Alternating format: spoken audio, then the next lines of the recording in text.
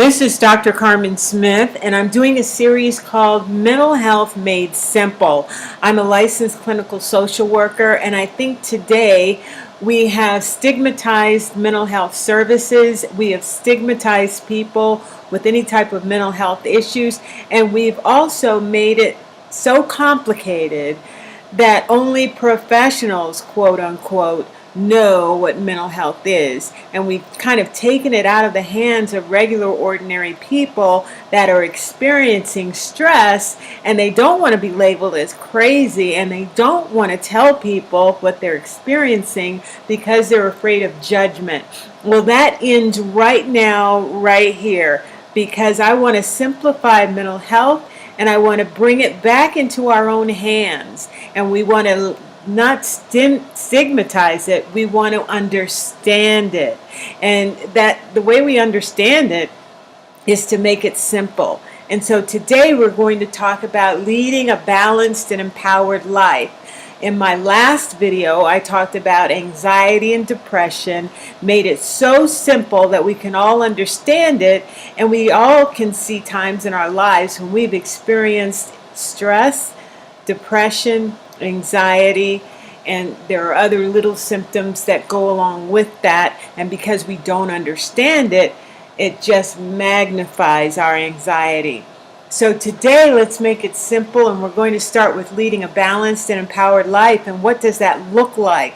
Now, I'm a very visual person, and so I'm always looking to find ways that we can visualize what we're talking about. And so this first slide is stress-induced system is what I call it. It could also be called the stress-inducing system, because as you can see, we're in the middle.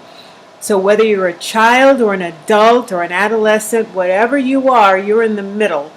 And all of these other things come out from, around you. I mean, your peers are there, your friends, your siblings, your social media, and your family are just outside of you in this circle. And these can, your friends can have some stressful events going on in their life, and they can affect you. We call that secondary trauma or secondary stress. So even somebody else's stress that's in your immediate family can affect your mental health or the way you think and your feelings and your emotions.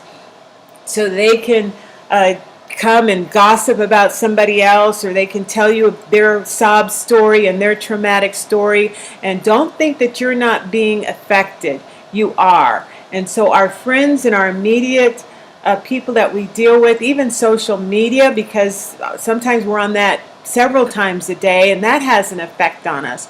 So if you have social media friends that send you negative things, don't think that that's not affecting you, because it can definitely affect your moods and your feelings. And how many times have you gone on social media, maybe in a balanced mood, and all of a sudden read something, saw a video or whatever, or turned on the TV for that matter and seen the news, and it affects you and changes your mood. So the next thing that you know you're doing is you're acting out in that particular sadness or anger.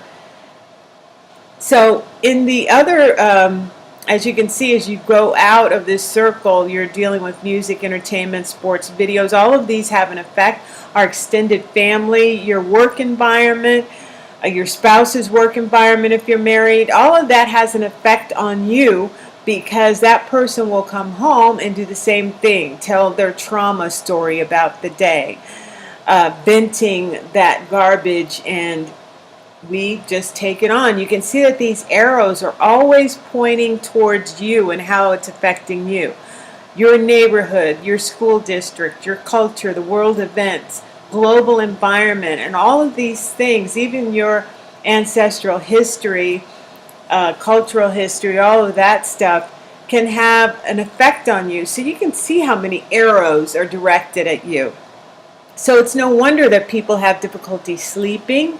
They have difficulty in their relationships, being more loving, more patient.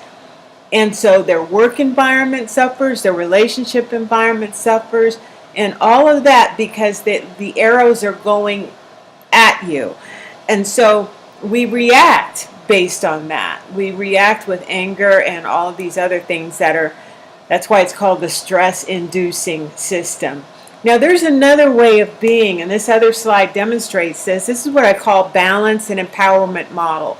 This is where you generate the mood that you're going to be in. You set the tone. You thrive where you're planted. So when people do come to you, you are telling them all the things that are good in your life, all the things that you are grateful for. And you've done that with yourself even before you come in contact with people. So you can start your day in gratitude. You can start your day fixing on what you want to see happen in that day. You want to see your relationships going well. You want to see people coming to you in their joy. And so when your peers are coming to you and they're criticizing other people or they're in their own drama, you don't have to participate. As a matter of fact, you can set up boundaries either consciously or unconsciously. In other words, you, by presenting your light, they know that their story doesn't match your vibration, and so they will curtail, and they're not even aware they're doing this, they will curtail their drama and they will pass it on to another person, but it won't come to you. And also you are teaching them, not by preaching to them, but by being an example of things going well, that you are teaching them how they can do the same. You can set up other boundaries like, oh, well, why don't we talk about something else? Or, oh, bless their heart. I know they're doing the best they can. Or, I know, you're going through some hard times, but there are some really good things that are happening in your life. Switch the script. Remember, you create reality. It's not how you're just saying, well, no, I don't create reality. Reality is just reality. It's just the way it is. No, reality is the way you are. And so if you are projecting that light, that joy, that gratitude, it's going to go out from you and it's going to affect everything that you experience. So on your social media accounts, when you see something that you don't want to experience, you delete it, you click off of it, you don't click on it. Do not expose yourself to anything that you don't want to experience.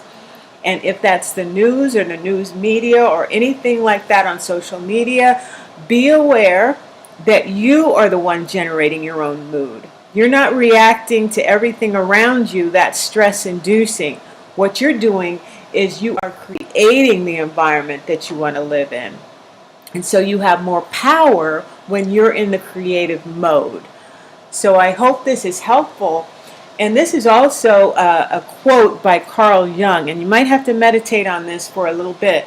It says, we meet ourselves time and time again in 1,000 disguises on the path of life.